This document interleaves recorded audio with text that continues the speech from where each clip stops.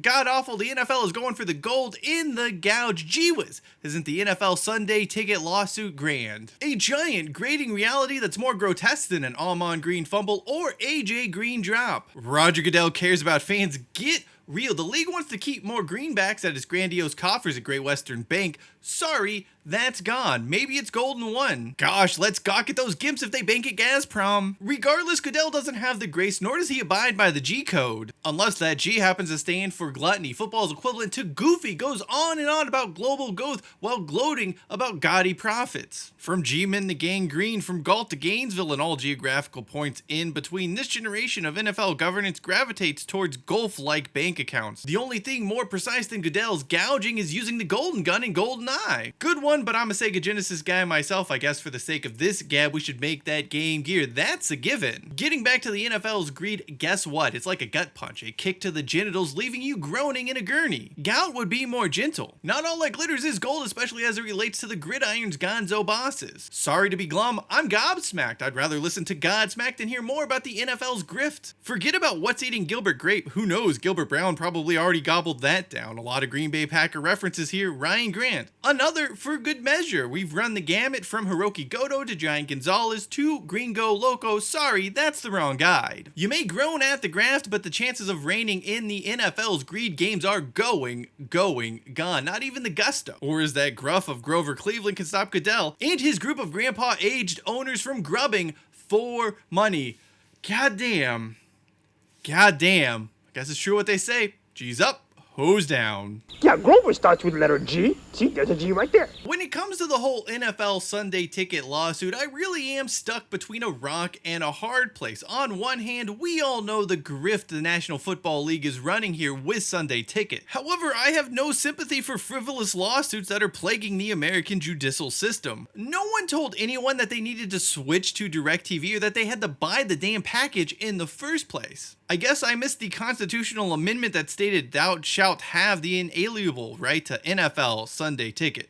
To that extent, I am indifferent at best towards that entire lawsuit. I'd also argue the scam being run for tickets to sporting events and other concert stuff like that is far worse. Seriously, I'm pretty sure Ticketmaster is now charging for rust-proofing when you buy digital tickets through them. Anyway, what is really stuck in my craw about the whole NFL Sunday ticket lawsuit is how the NFL is now coming out and basically gloating about how it gouges fans. Bullshit doesn't even begin to describe this. Here's what the NFL, not a specific person mind you, just the NFL said in a statement trying to defend its actions. The NFL's media distribution model is the most fan-friendly in sports, with all games broadcast locally on free over-the-air television, in addition to many other choices available to fans who want even more access to NFL content.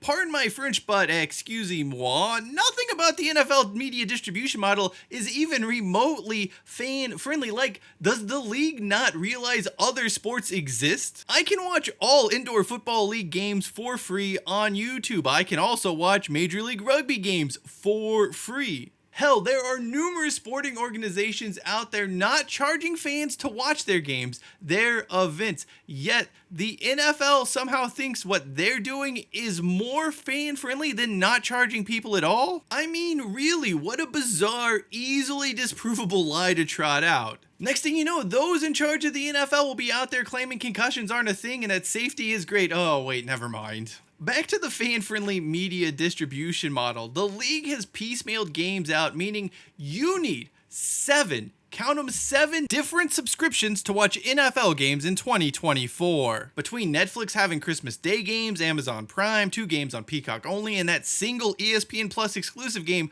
well, the costs add up. If you were to be extremely vigilant about canceling subscriptions throughout the NFL season, it's still going to cost you $520 or so to catch all of the games, not including NFL Sunday Ticket. If you do want Sunday Ticket, that is going to bring your annual total to $857 and some change. In other words, watching professional football in 2024 is expensive, and it is expensive because the NFL has seemingly given fans the middle finger in favor of extracting as many rights fees as possible from various companies. There's nothing fan-friendly about spending $520 to watch NFL games this season. It's literally the exact opposite of being fan-friendly. You have now basically put up a bunch of obstacles that now require people to pick and choose what games they want to watch on television. The thing about Sunday Ticket is that it used to be this add-on for diehards who had disposable income. Something cool to have, but by no means a must.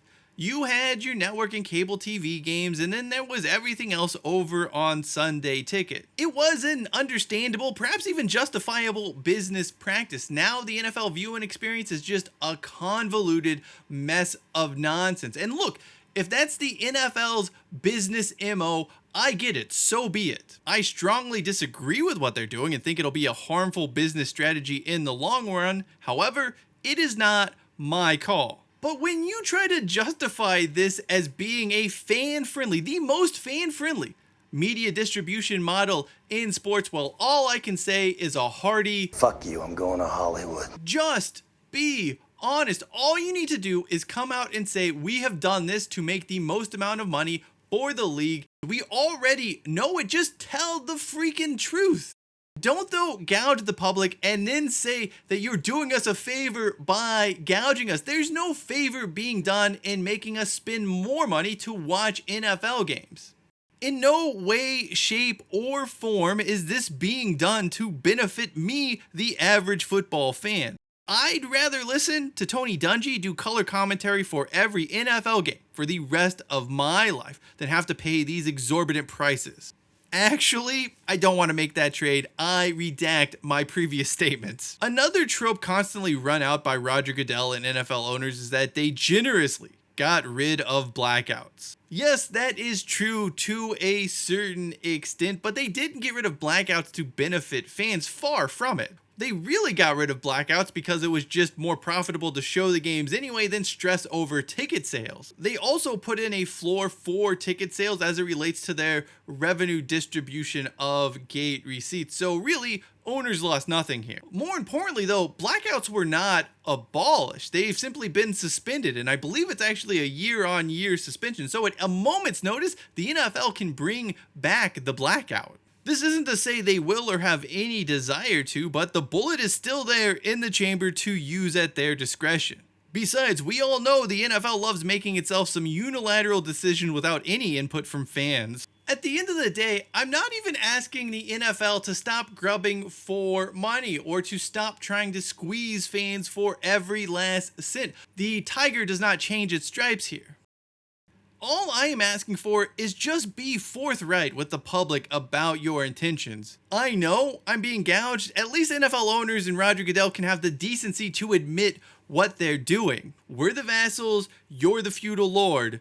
For the love of the Holy Roman Empire, do not tell us how lucky we are to be under your thumb. NFL media distribution sucks for fans. We begrudgingly accept that though because we love professional football. So owners, Roger Goodell, just stop pushing your luck with stupid statements telling us how lucky we are to be gouged by you. Thank you for watching this video. To learn what happened to the youngest player ever drafted in NFL history, video upper right hand corner of your screen. And to understand why I actually think Christmas games on a Wednesday isn't a bad idea for the National Football League, video lower right hand corner of your screen. Until next time, I'm Cheyenne Hollis. This is The Touchback, and as always, hashtag take it out to the 25.